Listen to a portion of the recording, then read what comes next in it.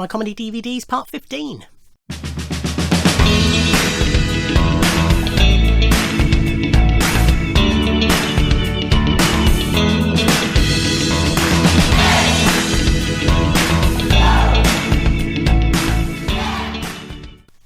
Ahoy, ahoy, everybody, and welcome to part 15 of a look at my comedy DVDs.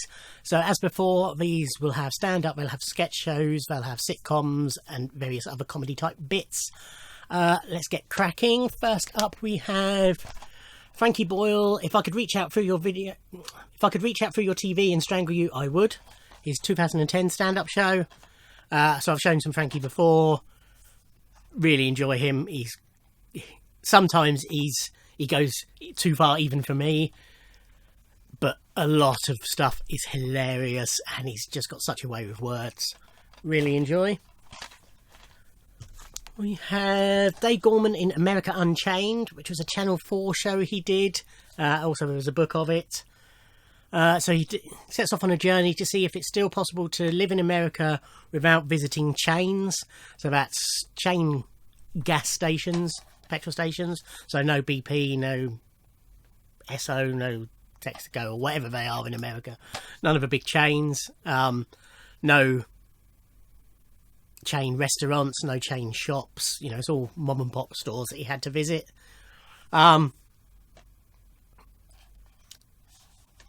It's very interesting, some of the places he visits. He has a huge breakdown in this, which isn't hugely covered in this, but in the book he goes into great detail on. Yeah, he really struggles, but it's very entertaining, very good. This is IT2I2. This was created, written, directed, starring Robert Llewellyn, together with his friends Lisa Rogers, Maria McAlern, Tony Hawks, Edward Clark and Trevor Stewart, who I don't know, I don't think. It's got making of and various other bits on here. I bought this through Robert's website himself. So, the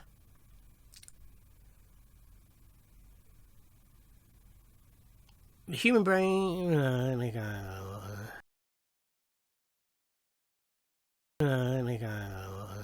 So it's basically a mock documentary about so long since I watched this. Oh, I've watched it once. It's signed by Robert as well. Robert Llewellyn in case you don't know, he plays Crichton in Red Dwarf. He presented Scrap Heap Challenge, lots of other stuff as well. Basically, it's a mock documentary about artificial intelligence that begins to take over the world, basically. But there's some funny stuff on there. It's not magnificent, but it's fun. Yeah, nothing much. I can't remember if it's a press DVD. Yeah, it is a press DVD. But yeah. We have the IT Crowd version 4.0. So this was the last proper series. I love the IT Crowd. Lots of very funny stuff. Audio commentary from Graham Linehan in here as well. Yeah, just lots of funny stuff. Love it. Jimmy Carr being funny. I've shown plenty of Jimmy Carr already, and there'll be more to come. So this was his 2011 release of his stand-up show of that year, and it's hilarious. That's all his stuff is, to me, anyway. This is Rik Mayall Presents. This was a series Rik did on ITV, so we've got a rattler,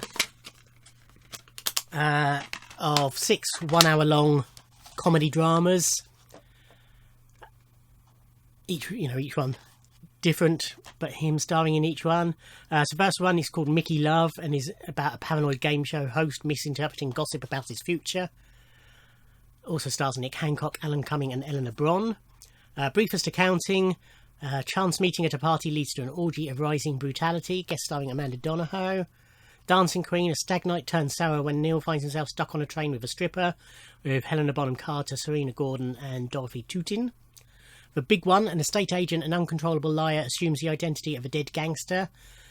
Also starring Philip McGough, Saffron Burrows and Paul Barber. Dirty Old Town. A tramp finds himself unwittingly sucked into the world of film production with Francis Barber, Michael Kitchen and Helen McCrory. And Claire de Lune, a minicab driver's fortunes change when he meets a beautiful stranger, guest starring Lee Evans and Serena Scott Thomas. They are comedy dramas. They're not, laugh out loud from beginning to end, but there's lots of funny stuff in them, and they're all good shows. Very good series. Tim Vine, the Joker Motive Live.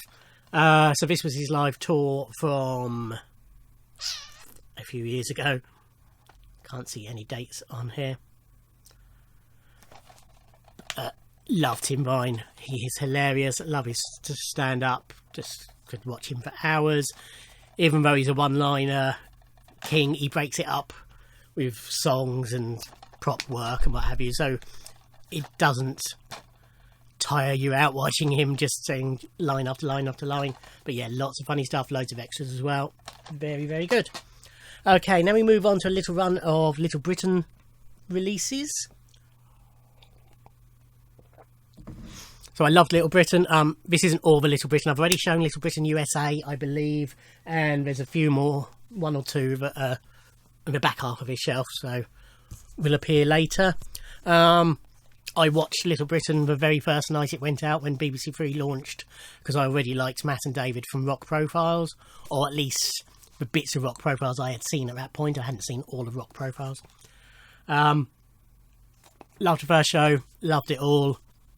I know there's been hoo-ha recently about some of the un-PC elements of it, and I see, I agree, but that aside, it's still very, very, very funny. This is a complete first series, introduces us to all the classic characters, Lou and Andy, Vicky Pollard, Sebastian, Daffyd, Marjorie Dawes. We didn't introduce us to Marjorie Dawes because she'd been on Shooting Stars. Emily Howard. Yeah, lots of great stuff. Commentary on all the episodes. Behind the scenes documentary, pilot episode with commentary, deleted scenes with commentary, best of Rock Profiles, 4 live sketches, loads of stuff on here. Great stuff. So I do have, I think it's series 2 and 3, but still to be seen.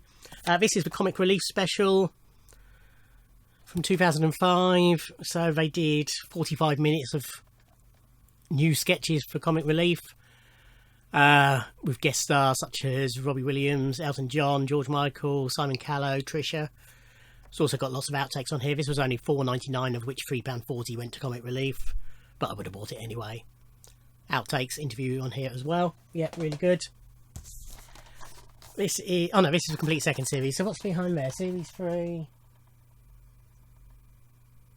and Little Britain Abroad are yet to be seen. So yeah, this is series 3. Probably the weakest of the normal series, but still lots of really funny stuff. This is a complete second series, rather. No, this is probably the best of the 3 series. They sort of got that, they knew the characters well enough and introduced some good new characters as well, but also we're taking it just a little bit more edgy. Again, loads and loads of extras. This is Little Britain the Game, so this is another one. I've previously shown the Carry On one of these, and a long time ago the Tom Baker Sci-Fi one of these. This is one of those DVD games that never quite work. Nice steelbook, or metal book, whichever this is. I don't really know the difference, to be honest, because I don't collect them. Advert for their store as well. But yeah, so this is got Name That Gay, presented by Daffyd, Kenny Craig's Mysterious World, A Question of Royalty with Judy and Maggie, Kids Telly Fun Quiz with Des Wiki Wookie, Carol's Travel Quiz, Computer Says No, Fat Fighters Quiz with Marjorie Dawes, Guess a Theme Tune with Dennis Waterman, Vicky's No But Yeah But Game, Charades with Sebastian, and much, much more. It was fun. And it's because it mixes it up, it's not quite as bad as the other ones. This is Comic Relief Does Little Britain Live. So this was a truncated version of their live show that they did for Comic Relief, with loads of special guests joining them on the sketches. We've got 9 sketches on this. So David Baddiel, Russell Brand, Jeremy Edwards, Dawn French, Peter Kay, Patsy Kensit, Kate Moss, Chris Moyles, Jonathan Ross, Peter Serafinovich, Kate Thornton and Dennis Waterman all appear. This was only a £5 and £3 of it went to Comic Relief. Yeah, lot of fun. This is Little Britain Live, so this is the DVD of their live show that they toured the country with, which I saw the very first night of at Portsmouth Guildhall. This is from later in the tour, so when the tour started, Series 3 hadn't aired yet, and they had some sketches on there that were to appear in Series 3. Once they'd appeared, they dropped them from a live show and put different sketches in. Sorry, my ears just popped and I'm getting a funny echo in my head. Bear with me. Is that better? Yeah, that's better. So this was from later in the tour, but it also does include those sketches as extras, which is nice. Just brilliant stuff. It's got commentary and making of and all sorts of extras as well. Yeah, excellent stuff. Okay, moving on from one excellent TV series to my joint favourite comedy series ever with Monty Python. That's League of Gentlemen. Again, this isn't quite everything because there's some bits that are behind. But appropriately enough, the first thing I will show is the League of Gentlemen Are Behind You. This was their live pantomime that they toured the country with scarily long ago, 2006. I did see this live in Portsmouth, again at Portsmouth Guildhall. Great show. So the first half of it was them sort of preparing for the pantomime and lots of the characters auditioning to be in it. And then the second half of it was the pantomime with full of the favourite characters. Lots of quick changes for the guys. Really very, very, very, very funny stuff. This good DVD as well has got a comprehensive documentary as well as part of it. Yeah. Amazing stuff. Okay, we have 2 copies of their film, The League of Gentlemen's Apocalypse, which I love. Went to see it in the cinema and have watched it many times on DVD. Lots of extras on here as well, which we won't go into, but the story of it is basically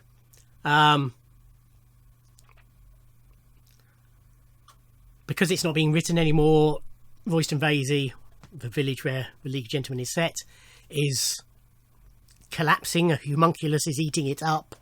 So some of the characters go into the real world to try and persuade Steve, Reese, Mark and Jeremy to write some more to keep them going, basically.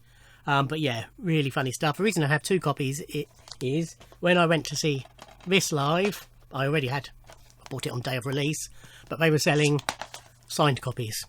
So this is signed by all 4, Steve, Matt, Reese and Jeremy.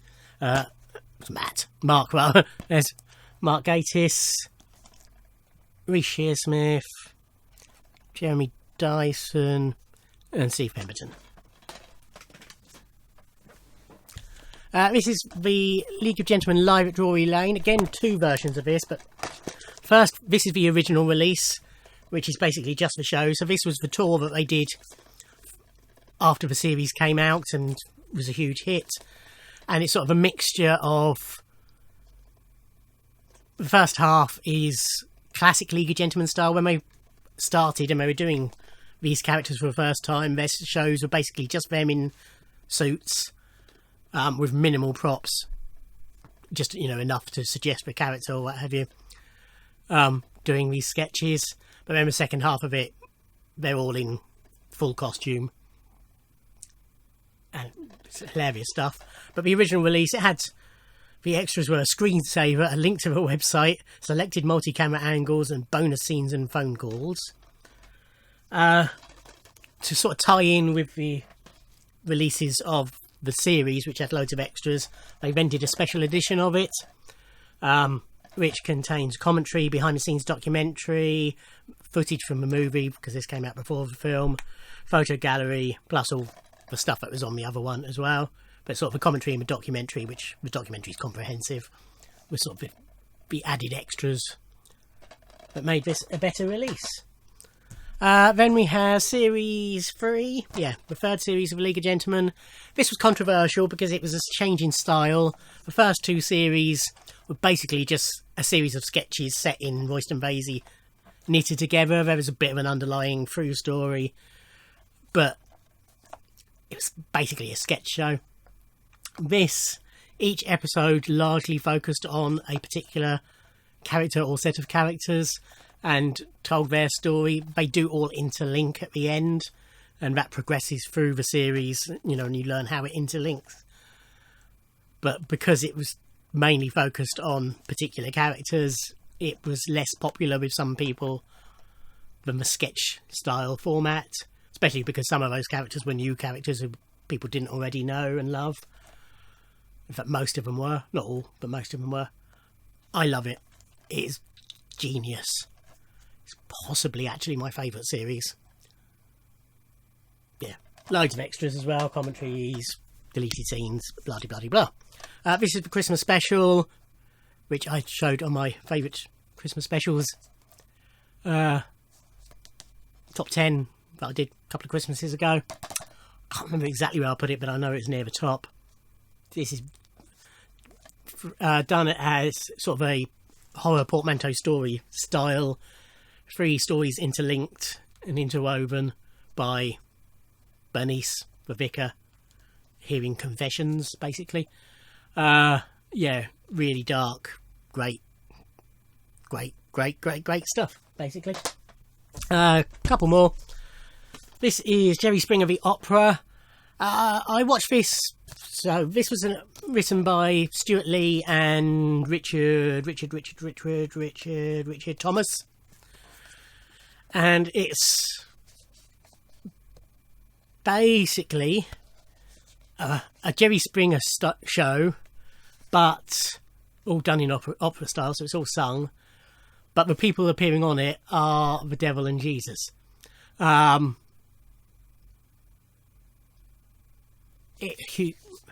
Hugely controversial, protests outside, blah blah blah. But the BBC actually filmed it and showed it. When I first watched it, it didn't do a lot for me. It had its moments. This was when it was on telly. But I decided to get it. I just realised the DVD's upside down inside. I decided to get it largely because I'm such a fan of Stuart Lee. And when I watched it again, I enjoyed it a lot more. I think sort of watching it outside, because even when it was shown on telly, it was still at the height of all the controversy. So watching it outside of that, you know, and ignoring all that, and just enjoying it as a piece of comedy and opera, it was really, really, really, really good. And finally, for this part, we have Dave Gorman Stand Up Live, signed by Dave, bought for his website. So this was his tour from this was released in 2010, so the tour was probably 2009. Basically just his stand-up show, done as usual with a PowerPoint presentation. Really, really, very, very, very, very funny stuff. Love it a lot. Okay, so that's the front half of this shelf done. Thank you for watching. Like, comment and subscribe, and I'll see you in another video. Thanks. Bye.